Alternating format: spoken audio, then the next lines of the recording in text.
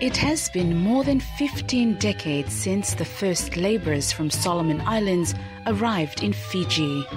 They were brought to Fiji by blackbirding and then through formal recruitment during the colonial days. 3 generations on, and the Solomon descendants of Fiji live on. Years have gone by, and history is still being passed on in an academic setting. Blackbirding days in the Pacific began around the 1860s, beginning of 1860s. So most of the early Melanesian laborers to Fiji came from Vanuatu, and in particular Tanna. Once that supply was kind of beginning to erode, they went to Solomon Islands, and in particular Malaki and Wailoku. The blackbirding era concentrated mainly around the 1860s. In the 1860s, whereby our forefathers were brought to Fiji in that period of time.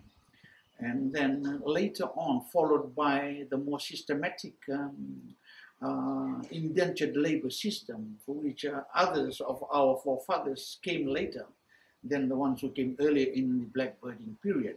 Now, as they arrived in Fiji, they were tasked to different estates and plantations owned by Europeans who brought them. And they were distributed Fiji-wide to work in those places, places where they were strangers to, except the survival means was the very means of employment which they were tasked to be engaged with. We arrive at one of the biggest Solomon Island settlements in Fiji, Wailoku. The Wailoku settlement is separated into different communities, Tobaita, Koyo and Fataleka. These names are a reminder of where they originated from, only a name to remind them of their heritage. In April 1946, the Church of England secured a lease of 25 acres of native land at Wailoku for the Melanesian community. This was to relocate not only Solomon Islanders, but the Melanesians as a whole. This land lease will soon expire in 2040. The link between the Melanesian community in Wailoku and the Anglican Church is not only confined to the Melanesians in Wailoku, but it is more to that, which embraces the whole Melanesian community of Fiji, which traces back to the blackbirding era and the indentured labor system period. So in that instance, the church had to come into and negotiate with the government of the day, the administration of the day, plus the landowners. Thus, the establishment of Wailoku, which was named after Bishop Patterson Mission Settlement. Now, the reason why Wailoku had to be identified, so that all Melanesians had to be relocated there to allow space for Suva to expand, but at the same time to also have a common place, a settlement where all Melanesians can go to and live and practice their culture and their way of life, and then to help one another in one locality. And that was the intention of Wailoku. It was not meant only for the Wailoku people, it was meant for all the Melanesians who came to Fiji. Actually, the true name of this settlement is Wailoku. Maratha came after. Since they called the whole place Wailoku, so they changed the name to Maratha, because all of our grandparents all came from Maratha. So they named up this settlement Maratha for the sake of our granddads. The struggles that were faced by their forefathers still continue. The struggles of owning land, mixed feelings of identity and missed opportunities. The main concern is the ownership of land. The future is still uncertain.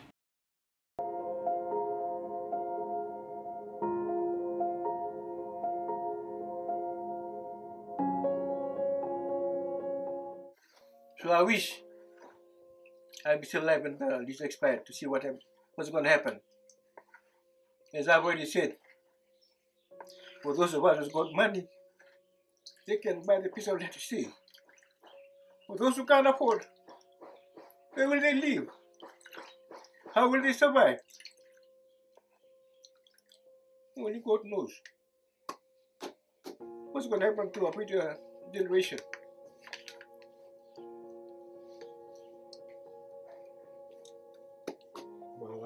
For the hard work that our granddad did to Fiji, and what they get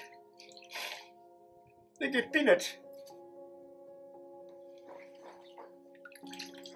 Government didn't even give them any piece of land for them to stay, for them to own, for the hard work that they have done.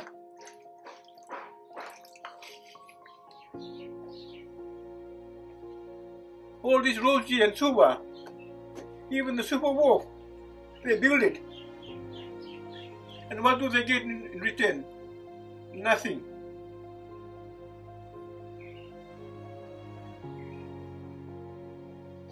They've been staying on rent. They've been paying their lease for the land. Now that they passed away, we're doing the same thing now. We're paying lease for our land. We don't own anything.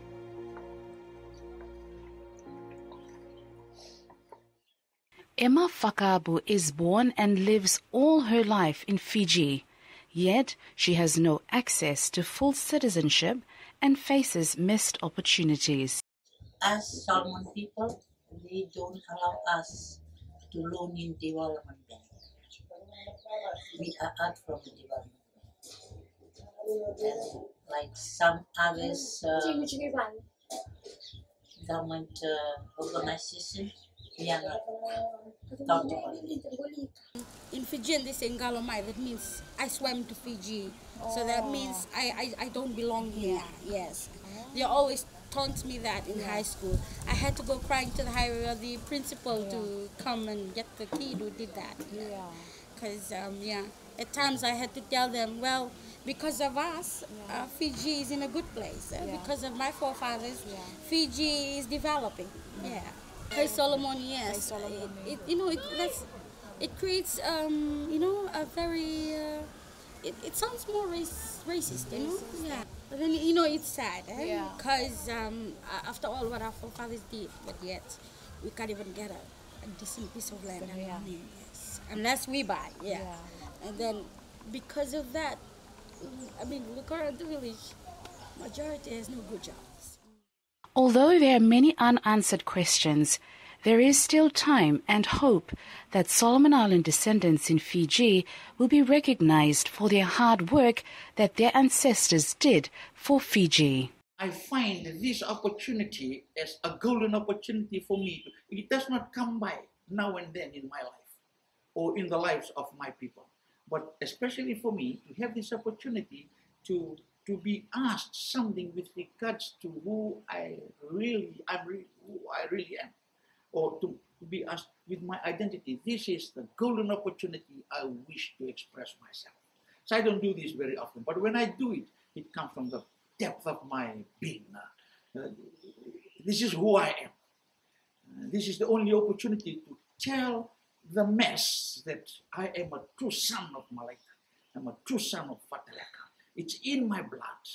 Here in Fiji, they said, oh, you should never call yourself Solomon because you are in Fiji. Constitutional wise, yes. But in the depth of my being that flows through my blood, I am the true son of Solomon. That can never be taken away from me. And that's the only identity I have with me.